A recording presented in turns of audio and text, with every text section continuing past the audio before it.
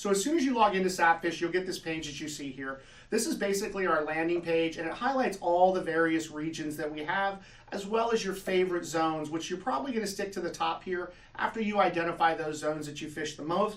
But scrolling down, you can see we have maps for pretty much every region around the US and south of the border.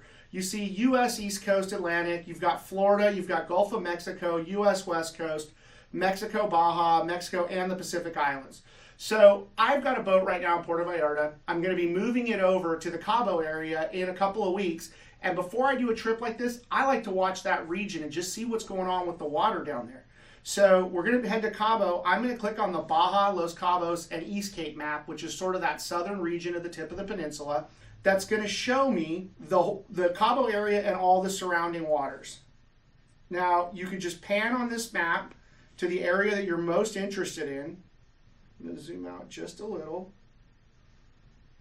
And you can kind of see how the water has formed off of Cabo. And also, the fishing in Cabo has been slow lately, and it's not hard to see why. There's sort of a big pocket of cold water that has enveloped Cabo right out front, and it looks like you need to run out a good, 60, 70 miles off of Cabo to get into that good water. So right away, I've got an idea of how I want to approach this area, thanks to SatFish, and I'll be able to go directly to those edges that I'm most concerned with.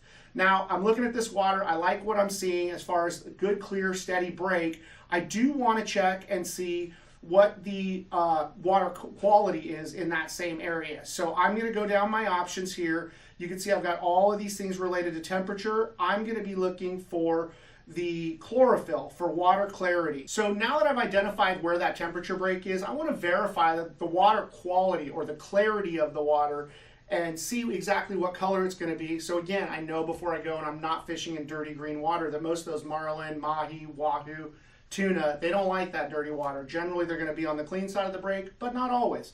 So that's when I pull up my chlorophyll map. And as usual, this really does sort of align with what we're seeing on the SST. You can see this edge that kind of wraps all the way around Cabo that has green water being bad, but you see just about 50 miles off the coast, you get a really nice hard edge. So if I'm going to be bringing that boat over from Puerto Vallarta, which is actually down south of here, I'm going to sort of aim for one side of the cape, and I'm going to work all the way down that edge, daylight permitting, and that's where I'm going to start looking and fishing really hard. In this particular case, I'm using the high definition chlorophyll, but I'm using the one-day composite. And what the composite means is we basically take multiple images that are acquired during that day, lay them over the top of each other, and they help fill in the blanks from cloud cover and other atmospheric conditions that may not give you the best map possible. Again, always start with the SST, find the water, find the edge, and then verify using the chlorophyll. And if you use that process, this will definitely put you in the right neighborhood more times than not.